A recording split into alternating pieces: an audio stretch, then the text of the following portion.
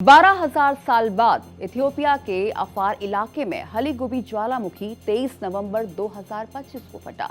इस ज्वालामुखी से निकला राख का गुबार करीब 4,000 किलोमीटर दूरी तक दिल्ली तक पहुंच गया है। ज्वालामुखी की राख की इतनी दूरी ये तय करके भारत में कैसे पहुंच गया? टॉप एंगल से अब आपको बताते हैं कि हवा सवारी कर ज्वालामुखी की राख ने इतनी लंबी यात्रा कैसे की। इथियोपिया के जानाकिल डेजर्ट में मौजूद हलीगुबी ज्वालामुखी जब फटा तो विस्फोट इतना जोरदार था कि राख और गैसों का एक विशालकाय गुबार कुछ ही घंटों में 14-15 किलोमीटर ऊंचाई यानी करीब 45,000 फीट तक पहुंच गया। राख में सल्फर डाइऑक्साइड भी है जो हवा को जहरीला बना सकता है। ज्वालामुखी की ये राख जमीन पर गिर सकती थी, लेकिन 45,000 फीट की ऊंचाई पर पहुंचते ही राख हवा में कैद हो गई, क्योंकि 14-15 किलोमीटर ऊंचाई पर पृथ्वी की ऊपरी वायुमंडल में तेज हवाएं चलती हैं, जिसे जेट स्ट्रीम कहा जाता है, जो 100 से 200 किलोमीटर प्रति घंटे की रफ्तार से चलती है। ये हवाएं पश्चिम से पूरब की ओर बहती हैं।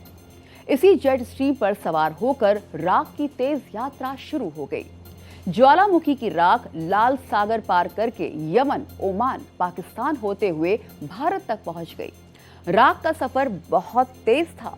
ये नवंबर को ये राजस्थान में घुसी और 25 नवंबर तक दिल्ली, जयपुर, जैसलमेर, पंजाब और हरियाणा के ऊपर पहुंच गई। इस राख का अब तक फैलाव 54 लाख वर्ग किलोमीटर हो चुका है, यानी पूरे ऑस्ट्रेलिया महाद्वीप जितना बड़ा इलाका। अब सवाल यह है कि क्या इससे दिल्ली की हवा खराब हो जाएगी? तो इसका जवाब है बिल्कुल नहीं, क्योंकि मौसम विभाग के मुताबिक राख ऊपरी वायुमंडल में है, यानी 15 किलोमीटर की ऊंचाई पर, और हम जिस हवा में सांस लेते हैं वो जमीन से सिर्फ 10 से 20 मीटर ऊपर तक मापी जाती है। इतनी ऊंचाई वाली राख नीचे नहीं आएगी, इसीलिए एक्वाय पर इसका कोई असर नहीं पड़ेगा। अब सवाल ये कि इस राख से आखिर किसे खतरा है? इस राख से सिर्फ हवाई जहाज को खतरा है। राख में कांच जैसी बारीक धूल होती है और अगर विमान इसमें से गुजरेगा तो ये इंजन में घुसकर पिघल जाएगी और कांच बनकर चिपक जाएगी।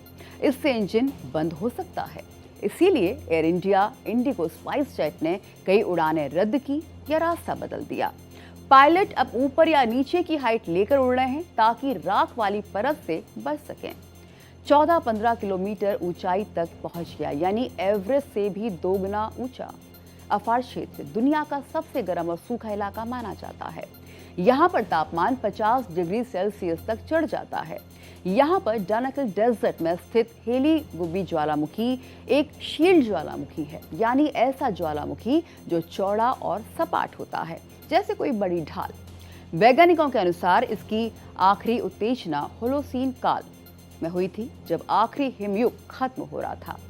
23 नवंबर 2025 को सुबह करीब 8:30 पर यह ज्वालामुखी फट पड़ा। विस्फोट इतना जोरदार था कि राख और गैस का एक विशालकाय गुबार 14 से 15 किलोमीटर ऊंचाई तक पहुंच गया, यानी एवरेस्ट से भी दोगुना ऊंचा। राख का सफर बहुत तेज था। विस्फोट के कुछ घंटों में ही बादल 14 किलोमीटर ऊंचा चला गया। तेज ऊपरी हवाएं इसे पूर्व की ओर ले गई। 24 नवंबर को ये राजस्थान में घुसी और 25 नवंबर तक दिल्ली, जयपुर, जैसलमेर, पंजाब और हरियाणा के ऊपर पहुंच गई। कुल फैलाव अब तक 54 लाख वर्ग किलोमीटर हो चुका है, यानी पूरे ऑस्ट्रेलिया महाद्वीप जितना बड़ा इलाका। तो 12,000 साल बाद इथियोपिया के अफार इलाके में हलीगुबी ज्वालामुखी 23 नवंबर 2025 की शाम को फट गया। ये इतिहास का पहला दर्ज किया गया विस्फोट था। ज्वालामुखी ने इतनी राख और गैस आसमान में उछाली कि वो लाल सागर पार करके यमन, ओमान, पाकिस्तान होते हुए भारत तक पहुंच गया। नासा और मौसम विभाग की सैटेलाइट तस्वीरों में ये साफ दिख रहा है और ये इतिहास का पहला दर्ज किया गया विस्फोट था।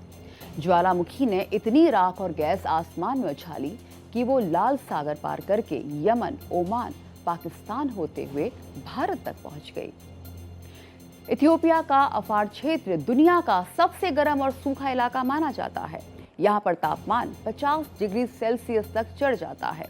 यहाँ पर डानाकिल डेजर्ट में स्थित हेलीगुबी ज्वालामुखी एक शील्ड ज्वालामुखी है, यानी ऐसा ज्वालामुखी जो चौड़ा और सपाट होता है, जैसे कोई बड़ी ढाल। वैज्ञानिकों के अनुसार इसकी आखिरी उत्तेजना होलोसीन काल लगभग 12,000 साल पहले हुई थी, जब आखिरी हिमयुग खत्म हो रहा था। 23 नवंबर 2025 को सुबह करीब 8:30 पर यह ज्वालामुखी फट गया।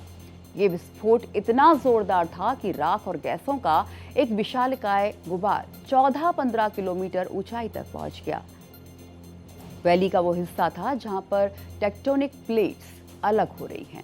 आपको बता दें कि ग्रेट रिफ्ट वैली को अफ्रीका का घाव कहा जाता है। विस्फोट कुछ घंटों तक चला, लेकिन राख का बादल रुकने को तैयार नहीं। VAC ने इस पर तुरंत चेतावनी जारी की। राख में सल्फर डाइऑक्साइड गैस भी थी, जो हवा को जहरीला बना सकती है। इथियोपिया में अभी तक कोई मौत नहीं हुई, लेकिन गांव पर राख की परत जम गई, जिससे जानवरों को चारा कम पड़ गया।